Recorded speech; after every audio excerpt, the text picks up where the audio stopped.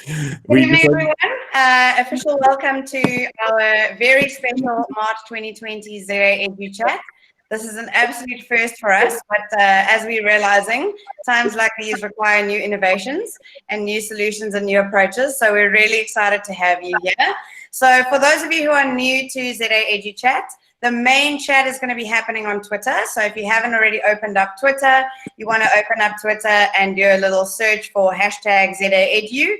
If you keep on refreshing that search, then you'll be able to see what people are saying. Our hosts are busy welcoming you there. I can see Francois has just asked that you introduce yourself on Twitter and say thank you for joining us. We just decided that we were going to add another layer to our usual Twitter chat tonight, because we wanted to model some of the power of remote learning and of specifically video conferencing for remote learning in the times that we're facing. So that's the reason for having a parallel video chat. So best thing to do is to probably just open up the chat in one window and then leave it running in the background so you can listen and hear what our panel of experts are saying. And then please engage in the conversation on Twitter. If you have ideas that you want to share, please share them on Twitter using hashtag ZAedu. Those of you in the call, if you wouldn't mind, please just muting your mics and turning off your cameras so that we can have maximum bandwidth to listen to our awesome panelists. And then if you want to hop over to Twitter, you'll see there that there is a link to the Twitter Facebook community being shared. So we'd love for you guys to join us there on Facebook. So from a longer term engagement perspective, that's a place where we keep on posting throughout the month between our monthly Twitter chats. So I just wanted to take a moment to introduce you guys to our panel this evening. So we've invited a couple of experts to share with you. So I'm Lindsay Wessner, as I said earlier. I am the Chief Edu Engineer of Teach, Learn, Innovate. Then we have Barbara Brand joining us. She's a Curriculum and Development Lead and Trainer from Open Networks. Welcome, Barbs. Then we have Emma Oxley-Simpson, who's the Head of Innovative Learning from the Prep at Parklands College. We have Lee Morris. She's an Instructional Designer and Online Lecturer for TOGI. Ant Egbers, Director of Tech, Dane Fern College. Doc Matonzi, ICT Chairperson in the Botlabella District. We have Irene Bassan, Director of IT and Innovation at St. John's College. We have Emma Fourie, Head of ICT, Clarendon Primary, and Francois Naudier. They are heading up our Twitter chat tonight. So if the panelists want to just give a quick little wave. Super, right. So it's awesome to have you guys sharing your thoughts.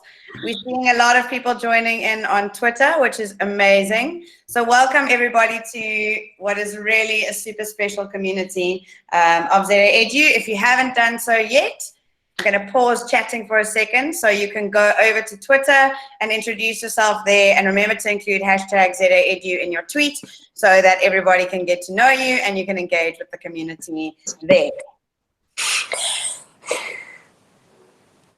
Breathe. Breathe.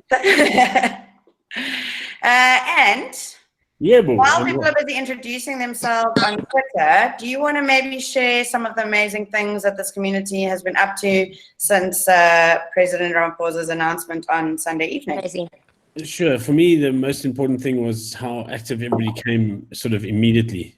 Somehow I'm not popping in. Have you pinned yourself, Lindsay? I'm going to unpin myself now. For me, it's what we've been sharing. For me, the positive, the amazingness that's coming out of this is we have 24 people online ready to share and listen. We have 93 at my last count people on that WhatsApp group, which is getting very noisy, and I'm trying to sort that out. So we'll get there. It's something that I just threw out there, and it's just grown exponentially, and hopefully will keep growing. ZAedu's come alive. The chat that we've having, the coaches that are offering their time free to other schools.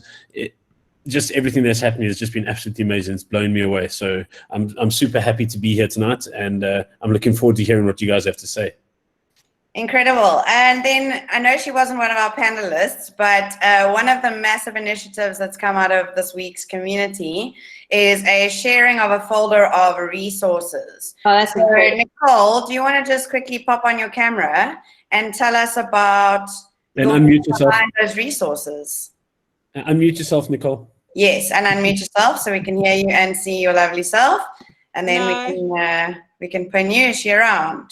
Hi, I'm here. Super. Camera functionality not going to work with my Wi-Fi right now. No worries. You can listen. We got you. Okay, so my main thing is that with the teachers that are disadvantaged, I think that putting in a stressful situation like this of now coaching them on a platform and then forcing them, well, not forcing, but like we are in the situation where we have to use that, and then still recreating the wheel and creating content is quite daunting and a hugely overwhelming factor. So what I'm trying to do with that database is to alleviate that pressure so that they've got resources to act on and use. And on top of that, it's a learning platform because they are getting to see excellence in action where they wouldn't normally have. So it's teaching and learning in one. Awesome. Thank you so much, Nicole. So that you can now find on our resource site, which I have shared in the chat over here and I've shared on Twitter. So if you want to be adding to that, it's an editable link. So you're welcome to add some resources. On Twitter, we have just kicked off with our first question around what is it that we can do to help learners feel less anxious at this time. And I think we've invited Barbara to come and give us some insights on this, because I think it's really important that we consider things like, how is it that we can stay calm in a time where things are changing so rapidly? So Barbara, please would you share your insights with us on how we can stay calm and help manage both learner and teacher anxiety at this time? Well, I think the first thing is everybody just needs to like stop and take a breath every now and then.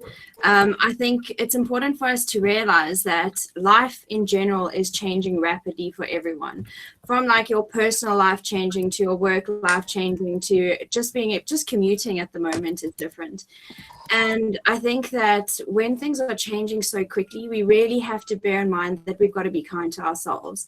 So during your hectic days, because from like phones going off constantly to emails coming in to people reaching out for help to looking for answers, you need to just like stop and switch things off and just take time for you during a day and just like connect with yourself, turn your phone off and just regroup and find like where you are in this space. I think that's the biggest thing, is just to give yourself time for yourself.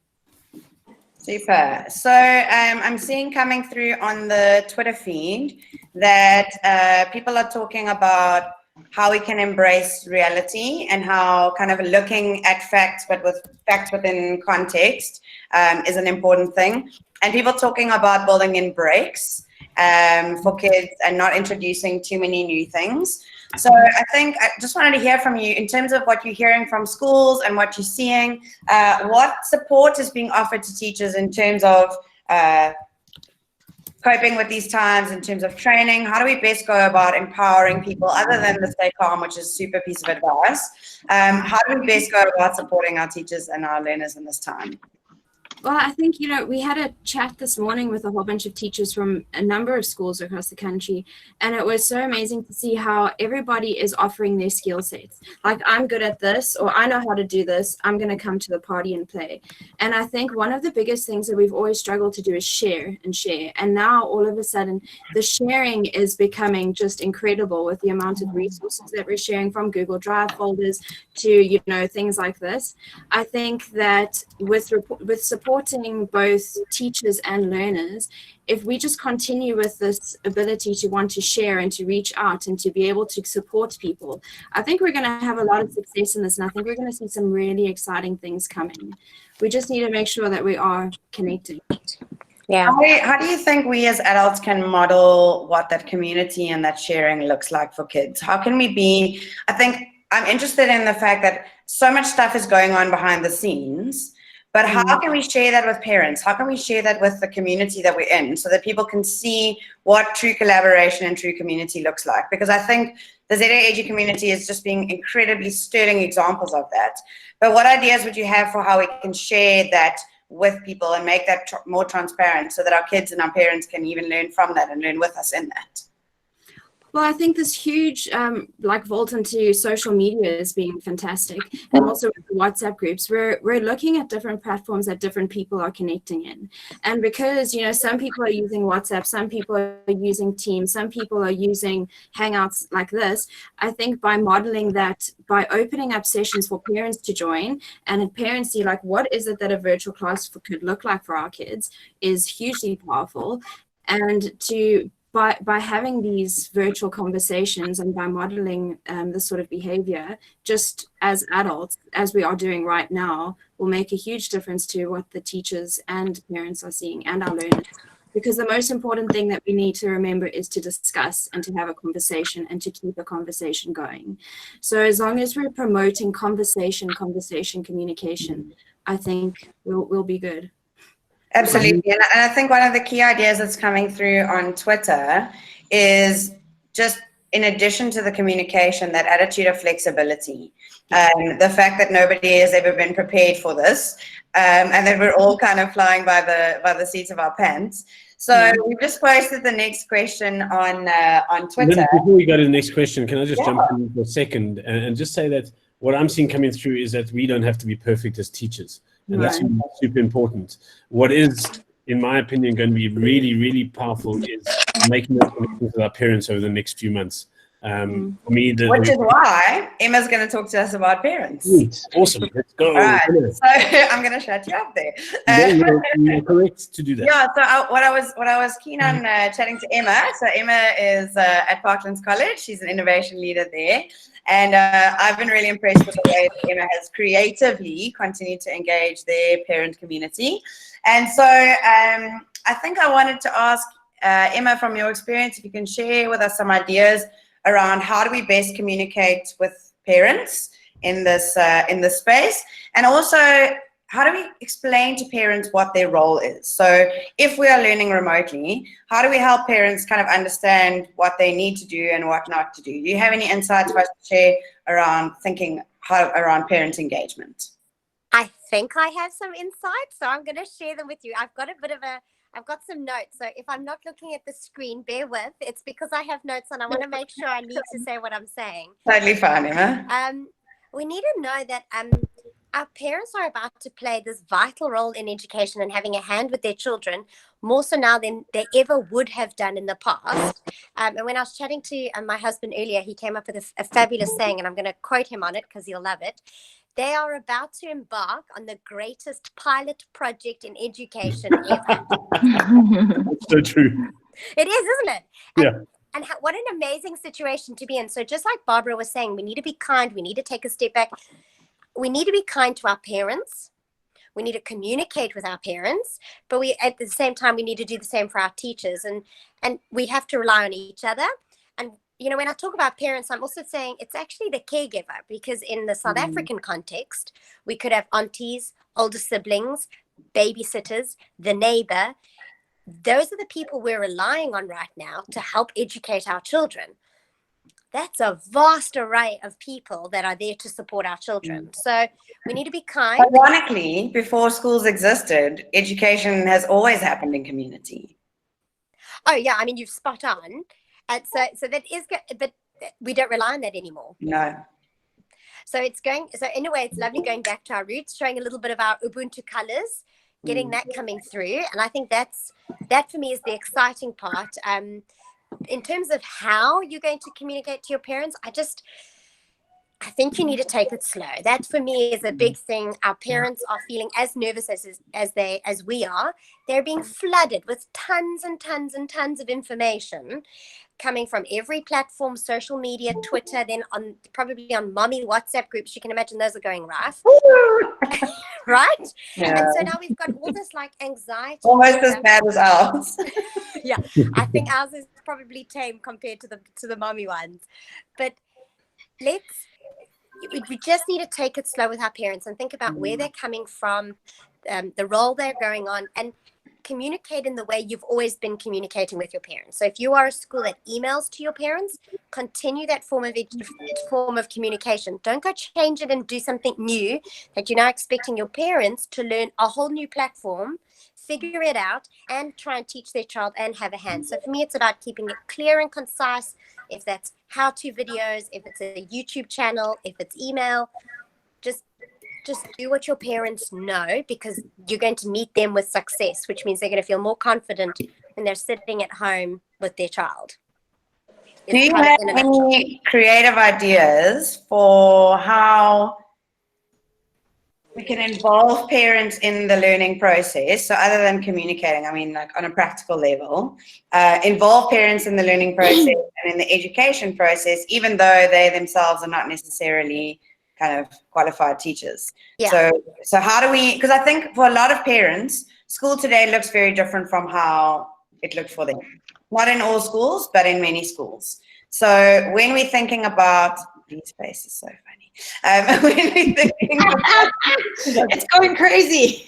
staring intently. When we're thinking about, helping parents understand what education looks like and why, not everything is in the child's textbook and those kinds of things. Do you have any creative ideas for how we can engage parents and help them understand almost how the fabric of education feels different? I think the parents need to get their hands messy. This is a great opportunity for them to make those videos, do those science experiments, get the child to teach the parent on how they do things in the classroom. So I think there's also going to be, as much as we say flipped learning in the classroom, there might be flipped learning at home, where the child becomes the expert and helps the parent and works together. For me, I think that's going to be the most creative way for the parent. I'm loving John has just tweeted, get yourself a hashtag WhatsApp mom who understands you. And you need to see the graphic that's shared with that on Twitter. Oh, I need to look for that. That sounds good. Fabulous stuff. Thanks, Emma. That's super. And then I think we just saw in the chat on the live stream, Steve Sherman recommending the virtual tour model. So giving the parents guidance on how to be the navigator in the homework without having to feel like they need to give the answers. And how many of our parents have been through this situation, not professionally, but in a classroom situation? So are you inviting your parents to this sort of situation? Are you regularly contacting them on a hangout or something like that to give them that advice? Absolutely. And I think, like you said, it's really key that we understand the balance between structure and flexibility in helping our parents understand what this remote learning day looks like. Obviously, they've got work schedules, our kids have got schedules. So I wanted to switch now to the question which has just been asked on Twitter around how can we best structure remote learning days, both for teachers and for students. And think about I wanted to invite Irene. So she is the director of IT at St. John's College in Joburg. In the last 3 days, she has just got all 2,000 of their teachers and boys on board. I don't know how she's still standing with online learning. I don't know how any of you are still standing, to be honest. But Irene, would you like to share with us just some of your considerations, some of the things that went through your mind as you were prepping for this transition, leading the school in how you're structuring online learning? What do you think are some of the things we need to be thinking about when we move into this remote learning space? Yeah, look, it's a tough one because St. John's, like many of the schools here, it's from the pre-primary right through to the college. So I think it's very different for the little ones than it is to the older students that we teach. For the little ones, really, it is I think important that they have a sense of still keeping in touch with their teachers and their peers, and that they see them.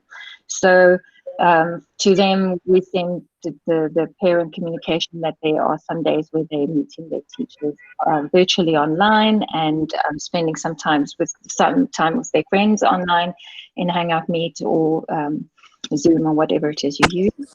But it is important also to be flexible and not. So for the older students, we do not expect them to be kind of, in every lesson where they would have been in their timetable. However, teachers are available during those times that they normally would have been in their lessons. So if you do schedule a Hangouts Meet, or you schedule a Zoom, or whatever it is you use, that those take place during the scheduled timetabled lessons, so we don't clash actually. Another good idea, I think, is for the teachers in the classroom, or the platform, the Teams that they use to send work to the children, to have at the top, to pin a planning document with, this is what's happening on Monday, this is what I expect on Tuesday or Thursday, so that kids have a clear view of where I think it's difficult for them to structure their own time, to organize their schedule. So to know, this is where I need to be with this particular subject. So interesting question coming through on that on Twitter about routine. Two things that I'd like you to chat about for us, if you have some insights to share. The one is, with this routine, what do we do about load shedding? And how do we handle that if we have this predictability? How can we handle that? Love your plan for the week. People on Twitter are saying, great to have that idea there. But how do we deal with load shedding? And also, like, can our expectations be the same? Can we really expect our learners to cover as much work from home as they would in class, in light of load shedding and all of the other variables? Yeah, so this is exactly what I'm thinking. I've said to our teachers, actually, this is a time to really look at your curriculum. We're always complaining, saying our kids are overloaded, they're doing so much, they are overstretched, they are being pulled in 20 directions. And here's an opportunity for us to really sit down and look at what is core, what is the things that you really need to teach, and all of the other fluff to really actually get rid of it. You will not online cover as much as you will in a classroom. And it is also, even if you could, I think it's important for thumbs up from Twitter and from I think it's super important to really hone in at the stuff now that you really need to teach, and you make sure you teach that, and you teach that well. Somebody on Twitter even suggesting halving the work and doubling the time. Exactly. I'm thinking 50% of the work really is what we need to be aiming for here. And I think there's a danger in teachers. We are all A-type personalities. We get so excited because there's so many tools, and now we can also send this video, and I found another one, I can send that as well.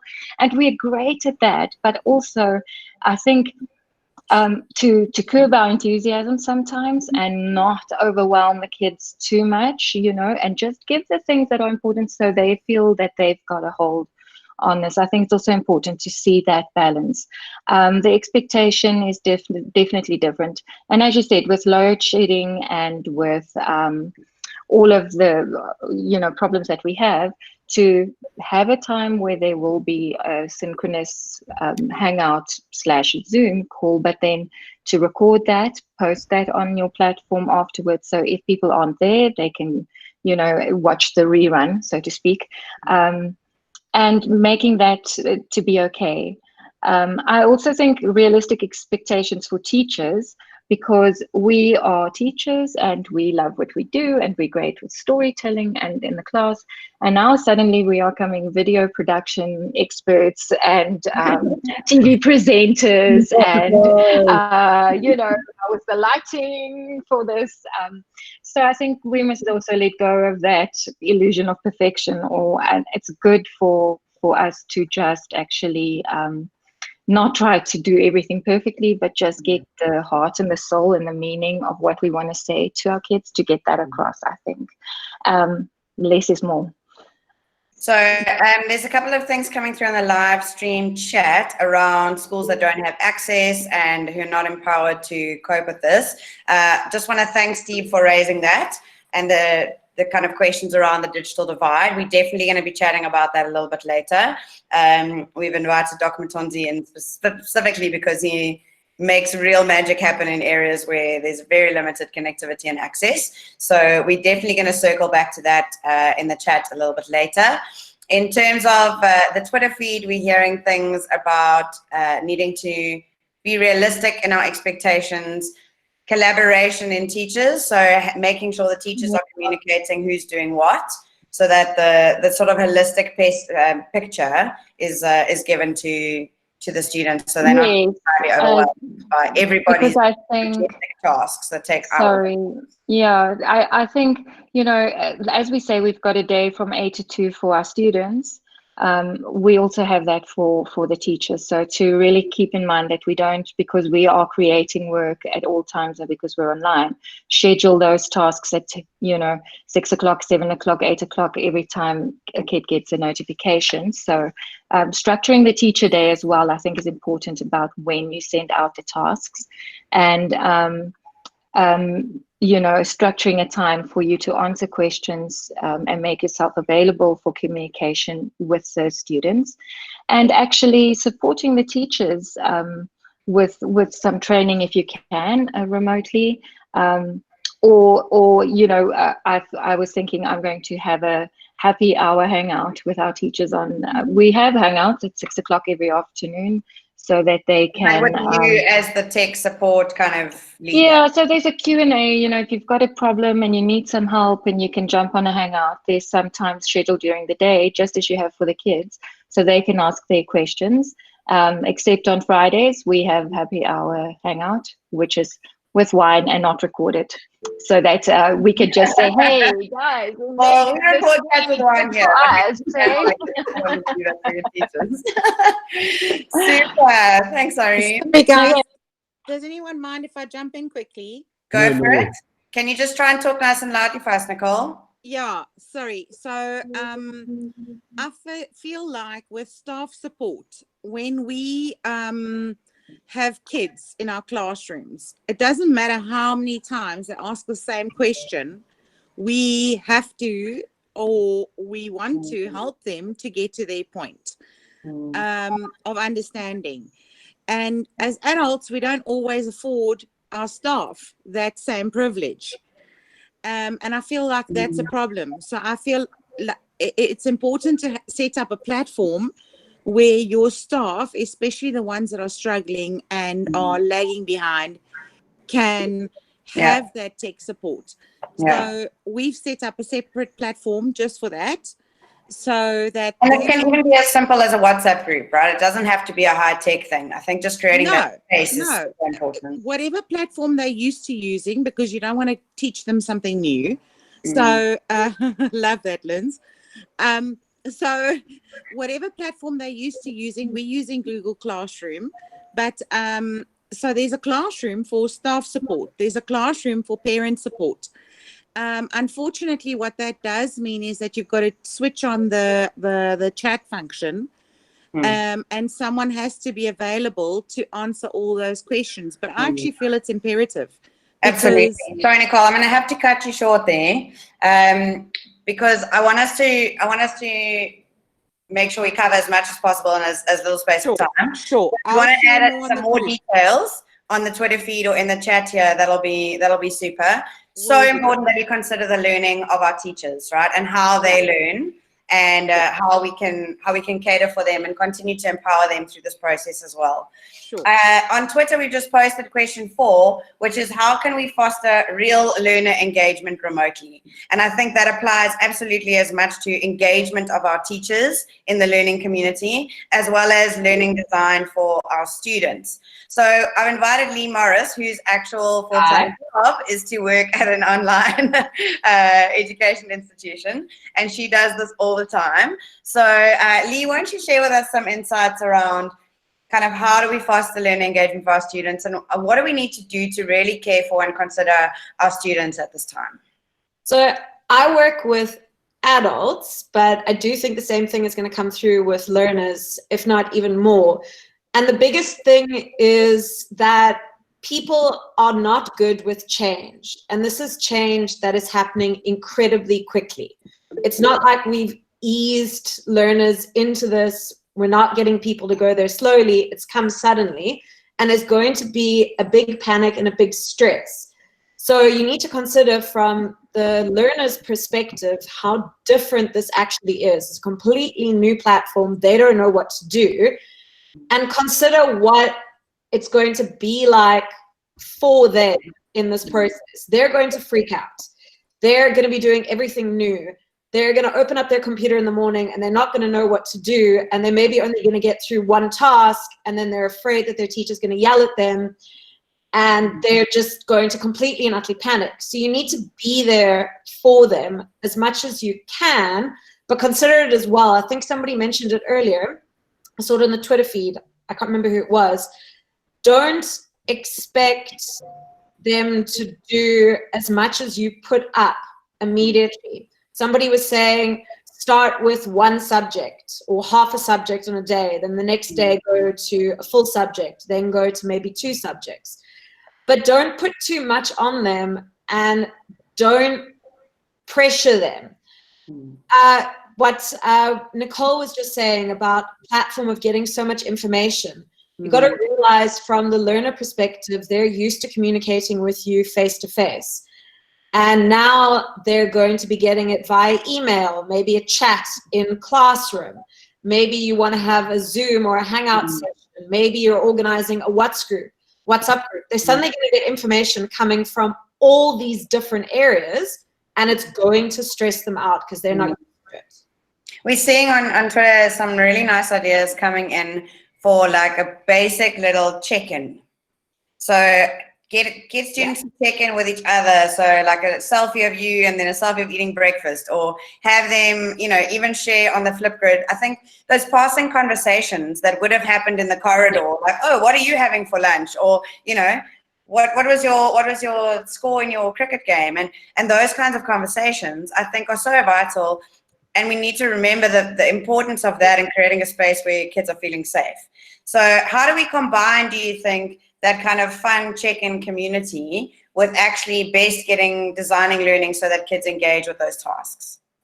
Oh, that's a tough one. We use Moodle at Togi, so we're using a lot of Forum, and then I'm embedding Flipgrid into it. But I found that they mostly, because our learners work at their own pace, which is something I think you need to really consider, that Irene is talking about a schedule, but realistically, you don't know what's going on at home. So they might be doing that work that you've assigned them at a different time. So having a check-in point during the day, not for a subject, but just for the grade in general, maybe you can run, there are lots of little typing chat things where people can actually just have a passing conversation, the human touch. Steve is very right. He says family without access are not able to do that. We unfortunately do need to consider that, but add in some fun things, and videos are a great way of doing that. You're getting in Flipgrid, or even just posting a video into the classroom of how they're feeling at that time. Get them to express what they're going through, because again, what we always talk about is modeling failure. I think we also need to model expressing our emotions and what's going on at this moment in time, so they realize that if they're freaking out, if they need to reach out and talk to somebody, if they need to engage, there is a way of doing that, and you can talk about it instead of just shutting down. Awesome. Anybody else in the Hangout have any insights to share around student engagement? I have one, I'm actually so glad Irene's just posted in the chat. Scheduling face-to-face lessons once a week is what we suggest. I saw something come up on Twitter today that I actually just wanted to raise in this. We need to be very, very wary of organizing small group or one-to-one video calls with our learners. Yeah, we need to be very, very careful about that. There's running, for example, what we're doing right now, we got everybody on mute and we're recording it. This is a great way of doing it. But I would get parent permission, even if you just send a letter out that's a response to say that your children are going to be on video and that they're going to be recorded, and just make sure that you do not have one-to-one videos, because in this day and age, they can be edited, they can be changed, you can get into trouble. And even that, I saw another tweet reminding teachers not to record or film themselves in the bedroom. So modeling for our kids good digital citizenship, like don't be recording in the bedroom. When you're recording yourself, record yourself somewhere where people can see. I think a lot of our, this is a really great opportunity to teach kids about responsible online behavior, saying, I'm going to now do this with this video for this purpose, right?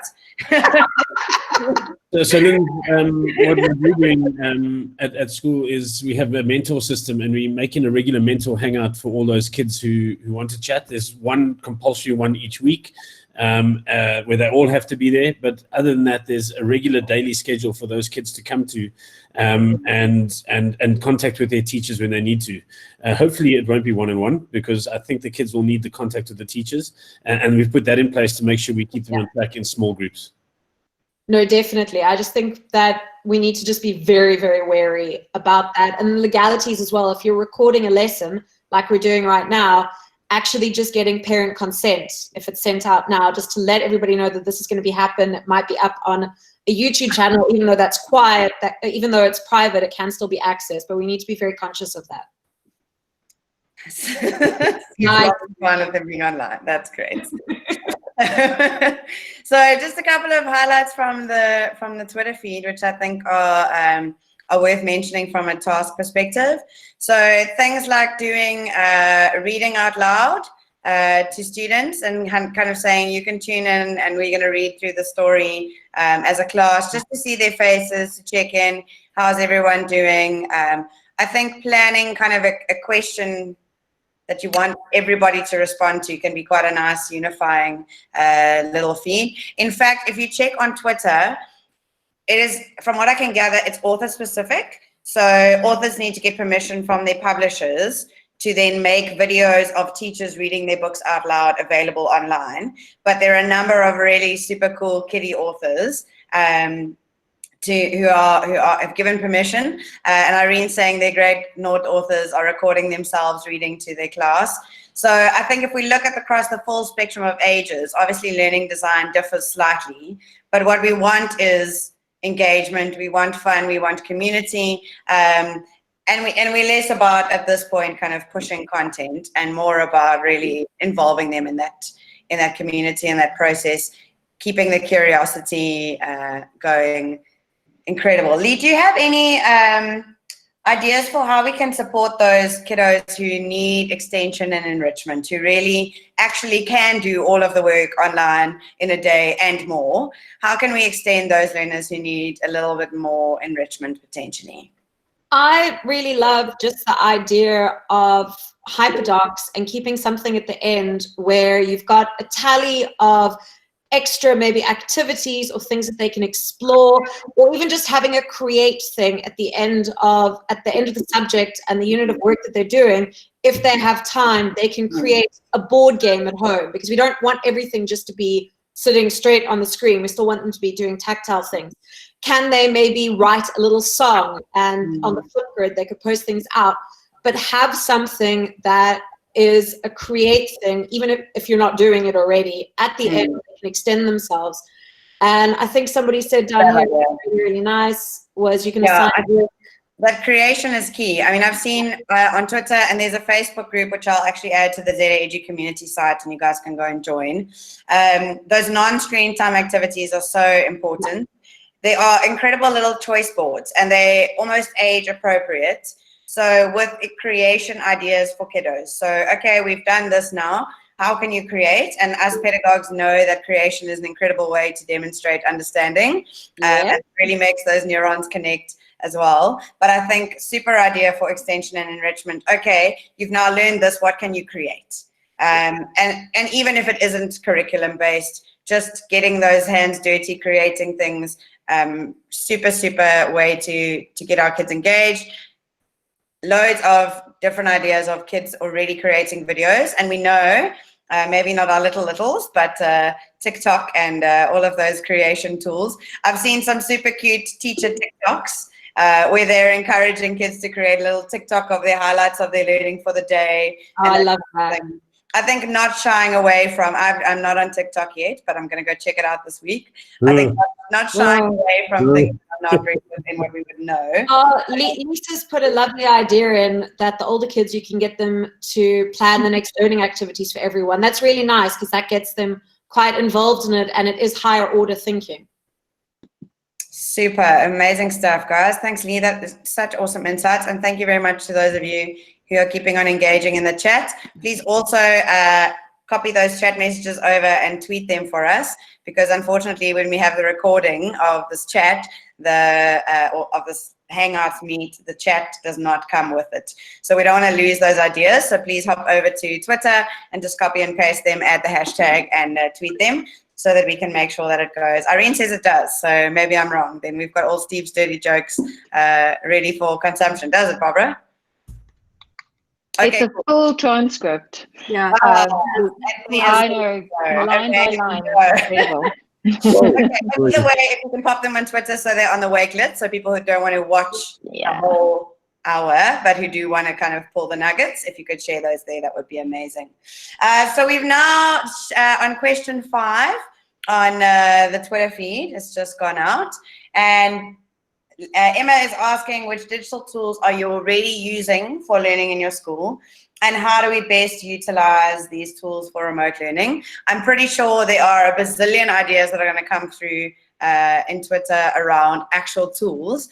What I wanted Anthony to share with us, though, is a little bit more of a leadership perspective around how do we guide online learning goals, how do we structure online learning goals to best leverage the tools without overloading. And let's think about what online learning looks like and where digital tools have a place and how we make decisions around those digital tools. And you've just taken your school through very similar process around deciding what tools are we using. So can you share, not specifically the tools necessarily, but your thinking on how you got to deciding about those tools?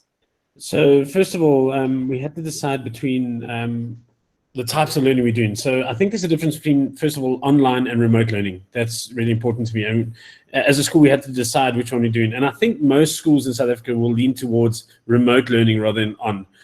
Online is completely online. We felt that our students needed some time off their screens. They needed some activities to do. They needed to carry on with their number sense and carry on with the routine of their lives that they would have had at school as much as possible. Now, it's not completely possible to do that, but we've tried to do that as well. So first of all, our school had to make a choice about, are we sending stuff home? How are we going to get it to the parents? Is it just going to be digital, or are we actually going to send some paper home? And we went through that whole process. Once we had done that, we try to choose just 3 or 4 platforms that our students all knew already. We feel that we can introduce new ones if this process carries on going. But right now we're going to use Google Classroom for content delivery. Whether that content's good or bad is another decision that we have to make.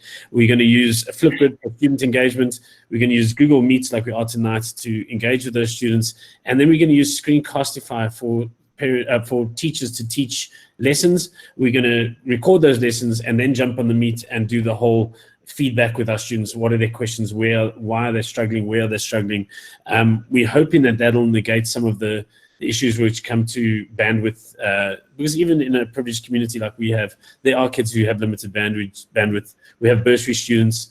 We have to make decisions around them. We are supplying internet connectivity to them and to some of our teachers who didn't have connectivity already.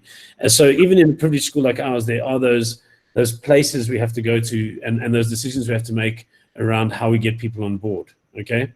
We also then got that. Sorry, can I just pause you there for a second and ask you to rewind? Yes. So you've just listed a whole bunch of tools. Yeah. In your decision making, obviously we've got Google schools, we've got Microsoft schools, we've got Apple schools, we've got no tech schools, we've got all sorts of schools. Yeah. In your decision making, when you were looking for, we need a tool for this, we need a tool for this, we need a tool for this. Can you tell us what those things are that you were looking for that led you to the decision around Screencastify and Flipgrid and Classroom and whatever? So first of all, we are Google school, and we use Google as our background. So, and I think a Microsoft school would have to make the same sort of decisions. So we kept our background as simple as possible. So we look for tools where you could use our Google single sign-on as much as possible. And there's hundreds of those. And the teachers will be using the tools that the students like Kahoot and Quizzes and Quizlet. But we have to push everything through a single platform, and that platform. So you're looking for something for communication and kind of workflow. Yeah. That's what you start with Classroom. Okay. Yeah. So, and even if there's no tech, I think it's really important that a school is united around how are we communicating what to work. And when. So we want to look at that. What else do we need to look at in terms of deciding on what tools we're going to focus on? So you're going to look at when you're going to communicate and at what times, and then one of the big tool for us is going to be ESCOM push, as somebody mentioned earlier, so that we know that we can communicate with those kids. If I was a school that didn't have the technology we had, I would have a regular bulletin of some sort going out within the community that my kids come from. Whether it's a leaflet left outside the school gate that people can walk past and grab in their own time, or work packs sent home to the students who don't have connectivity, and again left with security or outside the gate where people can access them in a zone where they feel comfortable. I think also what we're trying to communicate with our parents when we do this is we're not self-isolating completely yet. The sick people, the people with the virus, have to self-isolate. The rest of us need to social distance, and it means that you can go out and collect something, and you don't have to be scared of leaving your home. And so schools who have lesser privileges I saw an incredible video on Twitter of teachers kind of driving into the parking lot to access the school Wi-Fi, or parents, driving into the parking lot to access the school Wi-Fi. Everybody's staying in their in their cars. Everyone's staying in their cars, and they're busy downloading the stuff for the day, and then maybe fetching some books from the library and returning some other books, and then kind of driving away again. And I just thought that was such a creative way of keeping the distance, but still keeping that communication going. We've also deep cleaned our school since we broke up on Monday. We let the students come in, and we're going to allow teachers who need to self-isolate in their own classrooms, because they're perfectly clean now. They've been sterilized and everything. And if they need to go into school and work in their own classrooms, that's perfectly fine. Car to classroom, stay 1.5 meters away from wherever you need to stay away from, and go from there. And you're thinking around why you feel Flipgrid and Screencastify specifically are tools that you wanted all of your teachers to be engaging with? Okay, first of all, Screencastify, we looked at a whole bunch of them. There's so many you can record on most computers nowadays. But why do I need a screen recorder for remote learning? Okay, so first of all, this came about mostly through high school, and the reality is we still have to try to teach matrics this year. We still have to teach grade 11s and 12s, and there is a content a basis to that where they have to get it across. But Screencastify also gives the students the feeling that you'll be in that classroom, whether they can. We got to move on to the next question. Okay, so why Flipgrid? What you chose Flipgrid? What were you thinking? We need a tool for what? For students to feedback, to give their engagement. We need every student to take part in a class. And whether you're on a Hangout meet, that's fine. There'll only be 10, like tonight. There's 36 or 40 people on tonight, and only 6 of us contributing. We want on Flipgrid everybody to contribute. Fabulous. Great reasoning. Thank you, Ant. All right. So question 6, can you believe it? I don't know where this hour's gone, is now live on Twitter.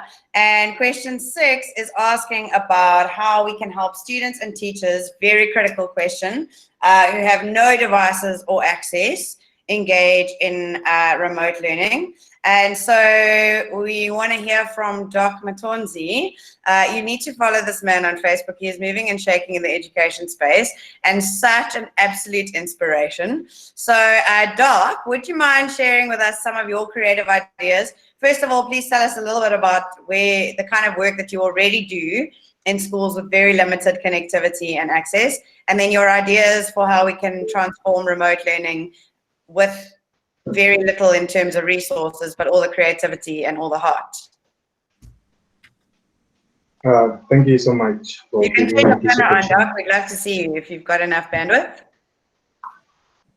So, I have no electricity. Okay, all right, that's fine. Go for it. Thank you so much.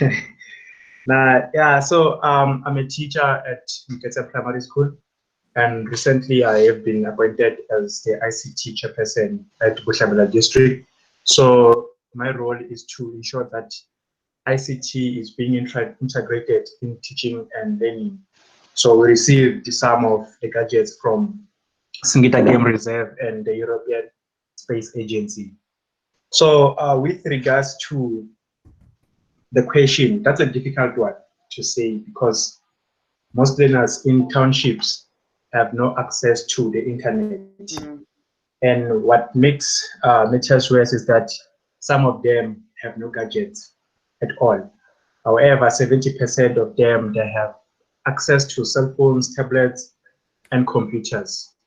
So those who don't have gadgets, I think this is where parents need to come in and borrow them their gadgets. Because fortunate enough, we have a platform called Vodacom eSchool. So this Vodacom eSchool, it's a portal that offers unlimited access to educational content, and the content that is in that platform, it is kept aligned and endorsed by the Department of Education. So the content starts from grade R to 12, and for a learner to access that content, they don't need internet at all. So they just need to register using a cell phone or a tablet or a computer. Then after registering, they can access that content and start learning with the help from their parents or from the teacher. So in each and every lesson, there is an assessment that a learner can complete. And after that assessment, a learner can earn some badges and certificate. So by going through this content, they will be busy. It will keep them busy. And by the time we go back to school, they will be far ahead and they will be ready for the exam because the content that is there, it is kept aligned. Amazing. So, Doc, other than accessing that Vodacom platform, where actually teachers in this community are asking, and perhaps we can take beyond this chat, but they're teachers who actually want to add content to that platform. So Lee's saying she's looked at it and she wants to add content. So maybe we can pick that conversation up with Vodacom. What I'm interested in is, other than using that platform, on Twitter, some people are mentioning paper and how we can best use paper. But what other ideas for strategies do you have for low connectivity but still engaging our learners in remote learning? With regards to that, I don't actually have any other platforms that we are using this side other than Vodacom eSchool. What do you think about the idea of putting teachers on TV? Teachers on TV. Yeah, the thing is, with that one, it will be difficult because some of these learners, they are coming from very, very poor backgrounds whereby they don't even have TVs. So that could be a challenge as well. But to those who have TVs, then I think that could be one of the good ways to engage learners and teachers.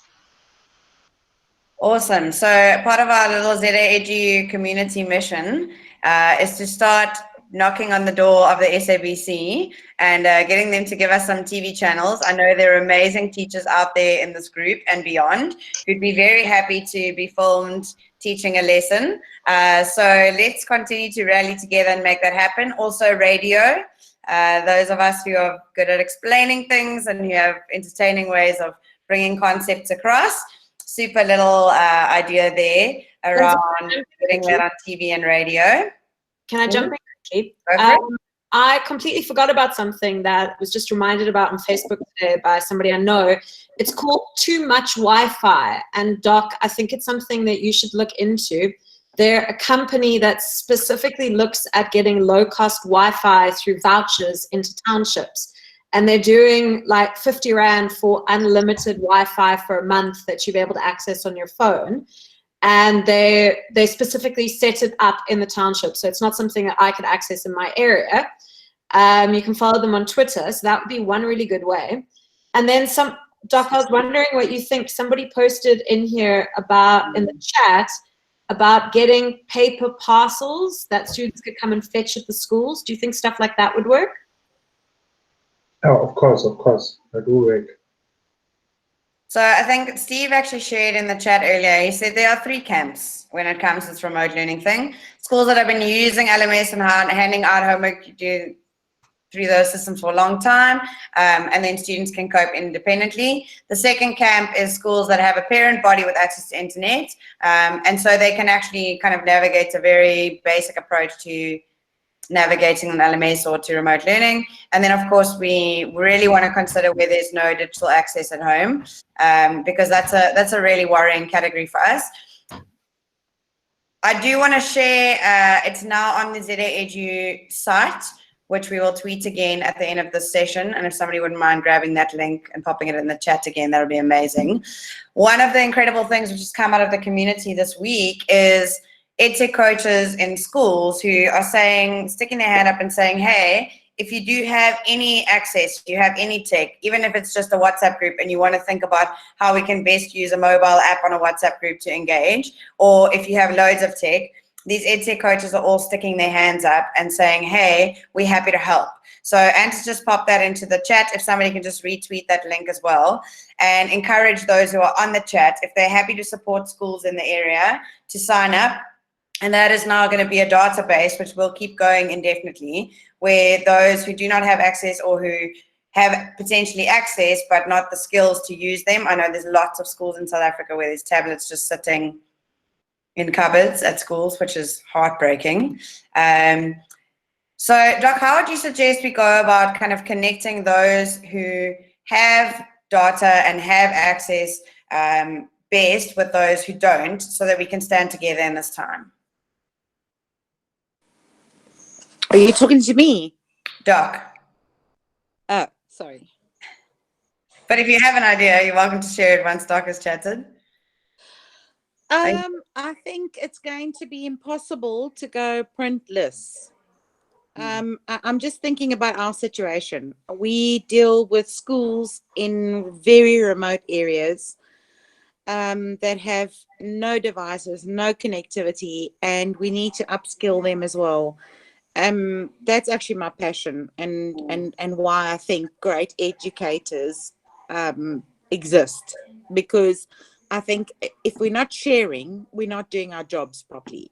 And I think this is the greatest opportunity we've had to date to upskill the level of education in South Africa, to create a database that's shareable, that everyone has access to, that nobody has to recreate the wheel, that stuff is accessible. So we have to share that link, and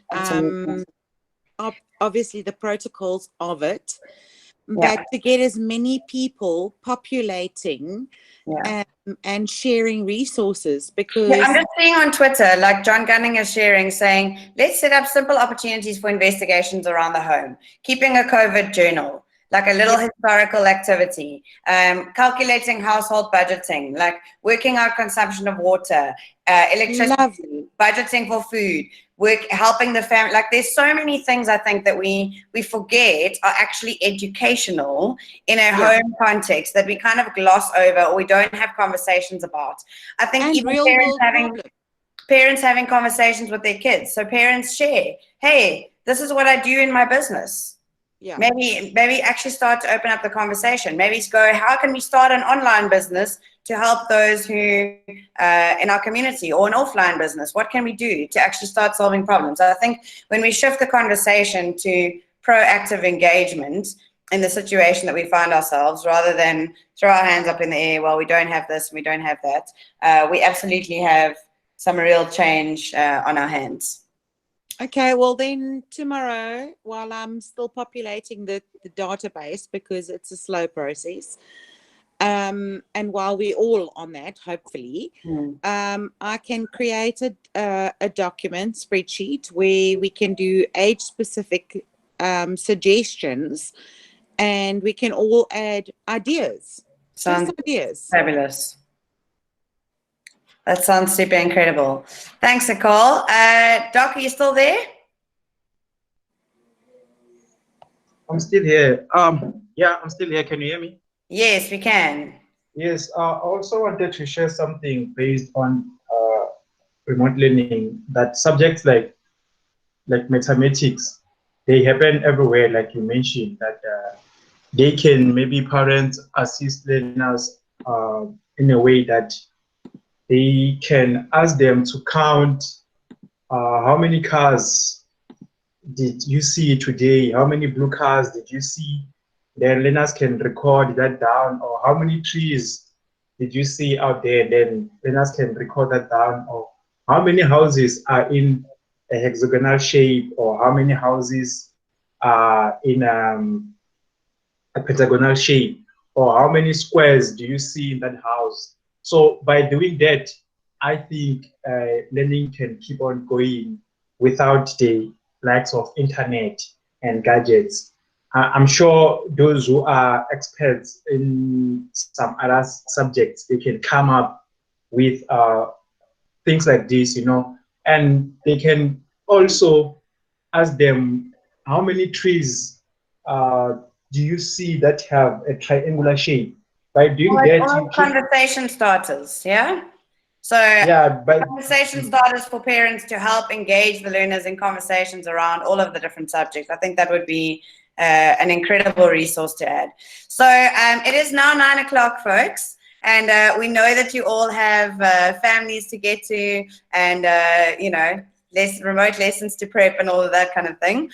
But I just wanted to close off homework to do while you don't film yourself in the bedroom. So I just wanted to thank everybody for their participation.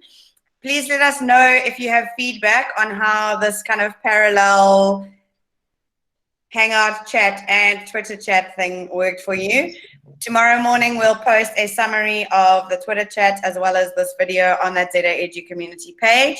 And then let's please keep the conversation going as to how we can continue to build community and shift the narrative of education in South Africa. I would love for people to look at South Africa and go, you know what happened when remote learning happened in South Africa?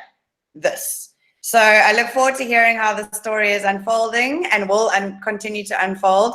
Thank you very much to our panelists for taking the time to prepare your thinking. Thanks to Emma and Francois for hosting the Twitter chat. There is much love and praise coming out of that there. So thank you very much, all of you. This is only the beginning, but I am just so heartened by the fact that we are in a community together and uniting against the enemies of innovation in our context, whatever they might look like. So all the best till next time.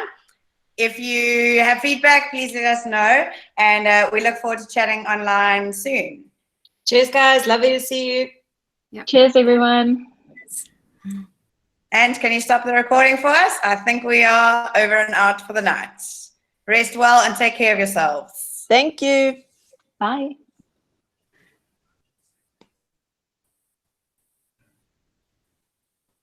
Oh, and left the recording, so you can't stop it. Oh, he's back again. And you're back. Oh, Kathleen is here. Mom. Hi, Mary. My Wi-Fi dropped. well done, everyone. Can you turn the recording for us, please? I'm stopping right now. There we go. Super.